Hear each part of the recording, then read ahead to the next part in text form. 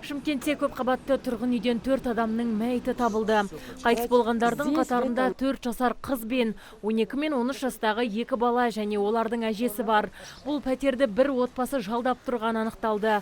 Көршілері балалар мен ересектердің көрінбей кеткеніне алаңдаған, артынша марқұмдардың туыстары да хабарсыз кеткен әже мен оның немерелерін іздеп үйге келген. Алайда есікті ешкім ашпапты.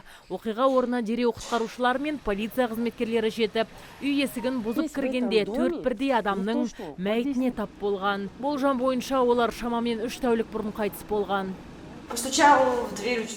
Учаскелік полиция қызметкері үйге келіп, қайтыс болғандарды қашан соңғы рет көргенімді сұрады. Мен бірнеше күн бұрын дедім. Кейін туыстарда дабыл қаққан көрінеді, өйткені олар телефонға да жауап берген жоқ. Содан үйге келсе, есік жабық, оны ашу үшін пәтер иесін іздеді. Соңында есікті бұзып кіріп, олардың денесін тапқан.